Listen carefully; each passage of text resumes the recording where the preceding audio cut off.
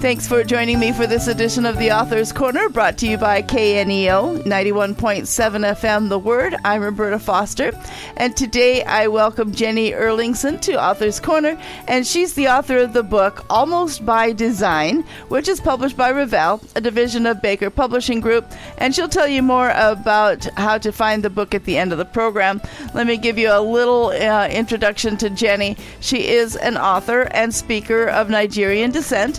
When she's not running after her 4 kids or ministering alongside her husband, she can be found writing romantic fiction and creative nonfiction to inspire deep faith in diverse settings, as well as encouraging other writers. Jenny, thank you so much for being with us on Author's Corner. Thank you so much, Roberta. It's a pleasure to be here. So the book is called Almost by Design, and it features a fake dating scheme between 2 people with a complicated history. Can you tell us what inspired that type of storyline?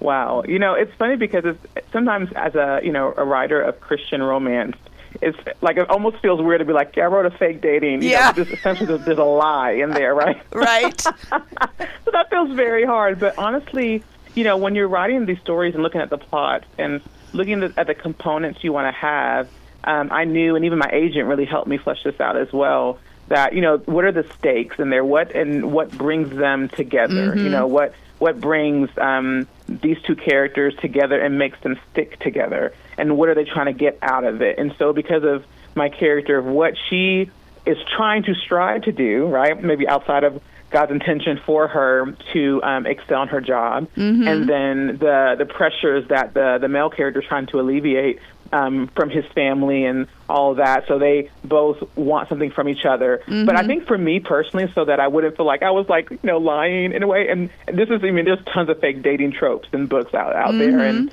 they all work so well. But for me, like my character says, how about we make this like our because they had a first date, but our second date that just kind of continue. So we won't make it like we're kind of, not really in a relationship, but we'll just call this a second date that just continues for months, Right. So that kind of, that kind of came into play and kind of not only I think helped actually my female character, reconcile this for herself when mm-hmm. he brings this idea to her, but it helped me as an author actually write it, at least for me, more with integrity and more authentically. So.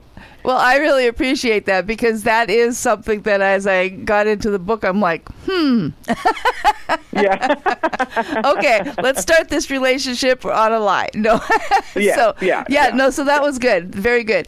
And as you mentioned, they had been on a first date. So the 2 characters knew each other. There was some distance, and then they got back together in some unusual ways, which we're not going to give everything away in this interview because it's actually a very interesting story. But they created this second date with some expectations, and yet because it was fake, they weren't really dealing with each other honestly, and that kind of got them into some trouble towards the end of the book, didn't it? Absolutely. And that kind of just gives us the nudge as we're reading that maybe we want to be careful about the relationships we set up and how we further them.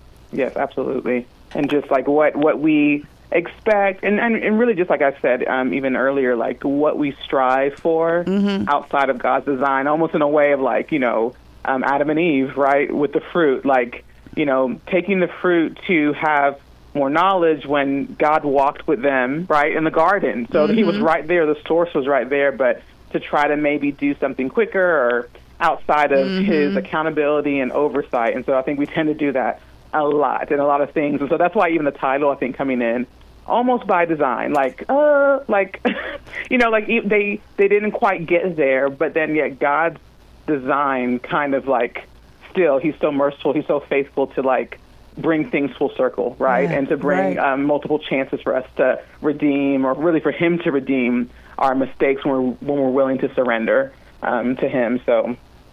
Well, it wasn't until you just explained that I caught the what do they call it? A double nuance in the title.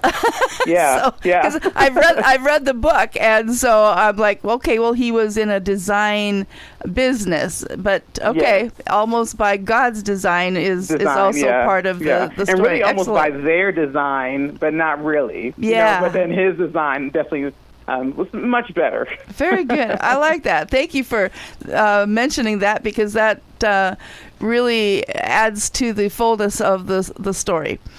Okay, so you've already mentioned neurodiverse, and I have to be honest, that's not a word that I was familiar with up until about a year ago. So describe what that actually means to our audience. Yeah, and I would say even that's a phrase that I really didn't have too much in my vocabulary until like a few years ago. But even then, I just was looking at like my daughter, who with testing and found out she has dyslexia, which my husband does as well. But dyslexia, I think there's dysgraphia and lots of other different ways people learn, different ways sometimes they process information, letters, numbers, whatever it is. Even there's things, even auditory differences that take place.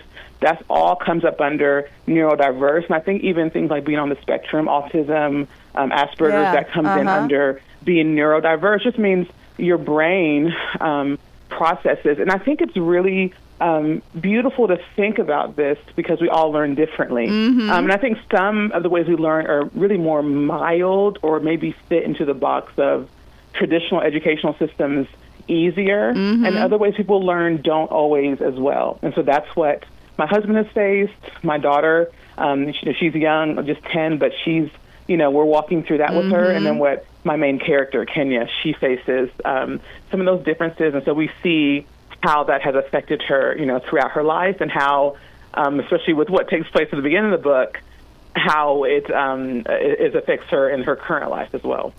Well, I like to talk to authors that include some of these more unique things, lifestyles, medical conditions, whatever the case may be, that's different, so that people can get kind of a taste of that difference and become more aware of it, acquainted with it, and not be put off by it when they meet somebody that may be diagnosed with a neurodiverse condition. Thank you. Condition, because it's not like a disease, but like like that, just or with neurodiversity, with that, Very good. Okay, well, today I am talking with Jenny Erlingsson about her book, Almost by Design. It's published by Revell, a division of Baker Publishing Group, and you're listening to Author's Corner. I'm Roberta Foster. So the story is set in small town Alabama, which is also your home state. Now, I know in talking to authors, they have to do a lot of research if they are not familiar with the area. So how did the setting make it easy or harder for you to write your book? Oh, that's such a good question. My debut novel is where I initially set the story in a fictional small town in Alabama. And then this story, Almost by Design, continues in that area, but also includes Huntsville, Alabama, which is a real city in North Alabama. And so it's funny, because I was living in Iceland when I wrote my novel. And so, not only was I was homesick, and I'm missing my home, so it was really fun to write in the special places, at least surrounding my fictional town or some elements. But then also I was like, I am not there, and things have changed so much over the past few years with so much growth. I don't want to get anything wrong, so which is really why I did a fictional town. So there was some ease there. There was, of course, familiarity and, nostalgia there, but then also I thought, if I get something wrong, I don't want people to come for me. So I'm just going to do this fictional town. So now that I'm back, and I kind of wrote this one in my transition back to the States,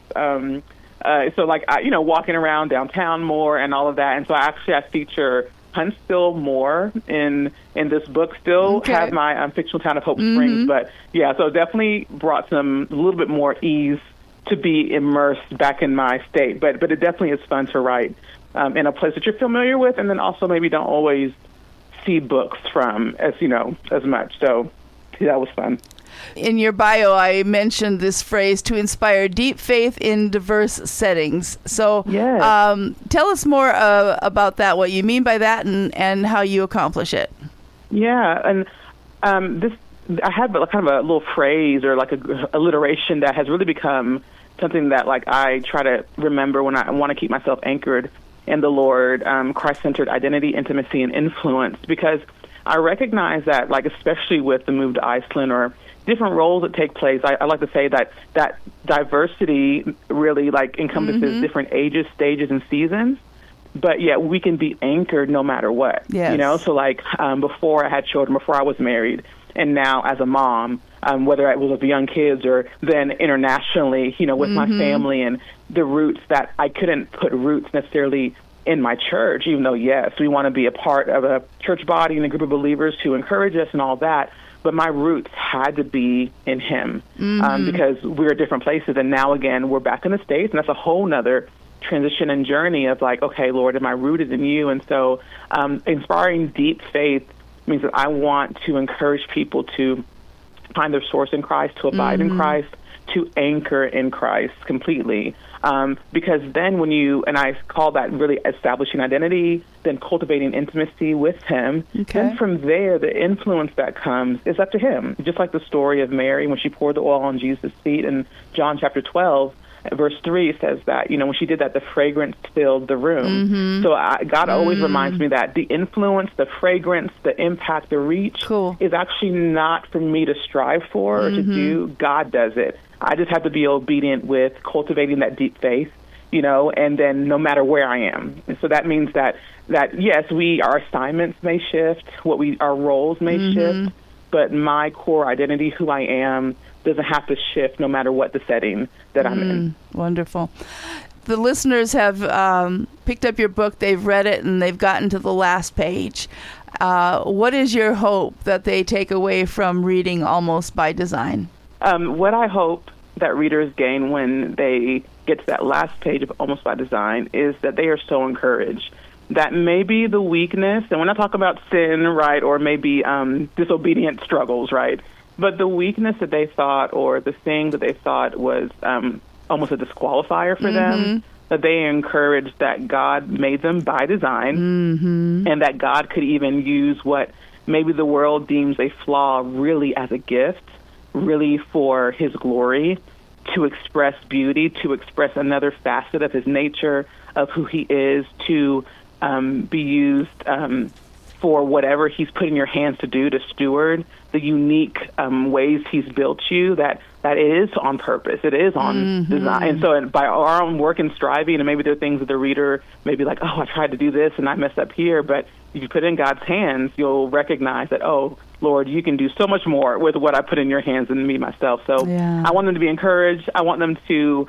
fall in love with Kenya and Solomon because I love those two characters, and to just enjoy their presence, especially Kenya. I think she's so fun and vibrant, even in the midst of her struggles. She is just a really, I think, joyful person, you know, and just fun person. So I really enjoy her as a character. Well, anybody that walks around with 4 or 5 inch heels is going to be fun. Sometimes foolish, but you know, but fun, yeah. Why don't you tell our listeners how they can find out more about you and the ministry that you have? I have definitely done a lot of different podcast interviews and talking to people. My husband and I did a radio program for several years in Iceland, so that's actually in English. So you can actually just go to jennyerlingsson.com, and then you'll be led to my Instagram, Facebook. If you want to see different things I've written. I write for formerly Encourage, but now it's Dayspring Writers. That's a part of Hallmark, and so you can see some of my blogs there. Okay. And then you can get the link to my to our Icelandic website, where we do have links to some of those shows. We call them One Thing, based on, I believe, the verse in Luke about that choosing the one thing, the right thing. And so we have those radio episodes still available for people to listen to, as well as links to the book. Yeah. And so is there a project in the works that we can be looking for in the future? I hope so. So you guys can be looking for and praying for. So I am working on my next proposal, and it is my hope to not only bring in small town Alabama again, but my hope to bring a little bit of Iceland, so bringing that international part to the next book. So you guys can definitely be praying for that everything goes well with that next proposal, and then also hopefully you'll see it in a bookstore. All righty. So one more time, the book today, Almost by Design. I've been talking with Jenny Erlingsson, and we certainly thank Revell, a division of Baker Publishing Group, for providing a copy of the book to talk about.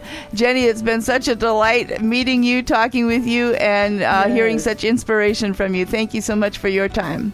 Yeah, thank you so much. I really appreciate it. And to our listeners, if you'd like to hear this interview again or share it with someone else, you can find it on your favorite podcast platform or through kneo.org. Thank you so much for tuning in. This is Roberta Foster on the Author's Corner. Join me again next time.